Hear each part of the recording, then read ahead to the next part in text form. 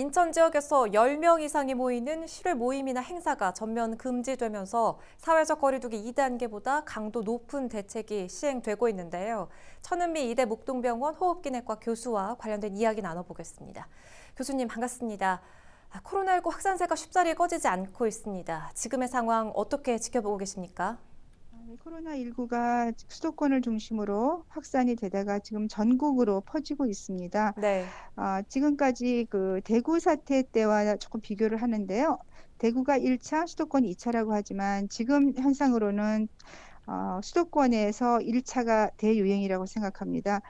앞으로 이 확산세가 어느 정도 될지 모르겠지만 이번 주를 경계로 해서 아마 더 심화가 될 상황이 지금 조금 우려가 되고 있습니다. 네. 정부에서는 이번 주를 좀 기점으로 해서 3단계를 격상할지에 대한 고심이 매우 높을 것으로 생각되고 우리 국민들이 모두 사회적 거리두기와 마스크 착용을 통해서 이번 이 위기를 잘 넘겨야 될 것 같습니다.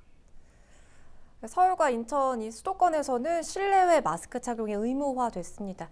그런데 음식점이나 커피숍 등 장소에서는 참 애매한 상황이 벌어지는 경우도 있거든요. 구체적인 지침 마련이 좀 필요할 것 같고 또 많은 분들이 궁금해하시는 내용인데요. KF 보건용 마스크 대신에 비말 차단 마스크를 써도 괜찮을지 좀 알려주시죠, 교수님. 지금 우리가 사회적 거리두기와 마스크 착용을 지금 하고 있는데요. 마스크 착용이 의무화됐습니다. 그런데 특히 카페라든지 식당에서는 마스크 착용을 하는 곳에서 조금 불편하고 의문스러운 곳이 있습니다. 그래서 카페 같은 경우는 저는 개인적으로 포장 배달을만을 하는 것을 조금 권고해 드리고요. 네. 식당 같은 경우도 가능하면 포장으로 하고 꼭 식사를 하시는 경우에는 사람이 없을 때 그때 식사하시는 것을 좀 권해드리고요. KF 마스크 같은 경우는 우리가 밀폐된 공간에 오래 있을 때, 그러니까 대중교통을 탄다든지 사무실이라든지 쇼핑몰 같은 경우에는 KF를 80 정도를 좀 착용하는 것이 어떤 바이러스 차단에 좀 더 효과적으로 되어 있고요. 하지만 AD 마스크 같은 비말 차단 마스크도 우리가 잘 착용을 한다면은 충분히 도움이 된다고 생각합니다. 그리고 김포에서 등교 수업을 한 초등학생이 확진 판정을 받았습니다. 이제 본격적인 2학기 등교 수업을 앞두고 있는 만큼 학교 현장에서 철저한 방역 조치 또 사전 준비가 중요해 보이거든요.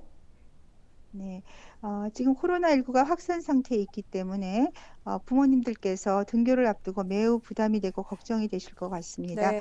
특히 이번 바이러스는 무증상 감염이 이전의 초기 바이러스보다 훨씬 높고 감염 전파력이 6배에서 10배 정도 높다고 이미 보고가 나오고 있기 때문에 좀 더 철저하게 관리가 필요한데요. 정부 당국에서는 이번에 이런 확산세를 잘 고려해서 등교에 대한 지침을 내려주셔야 될 것 같고요. 학부모님들께서는 조금 불편하지만 마스크의 철저한 착용을 좀 더 교육이 필요할 것 같습니다.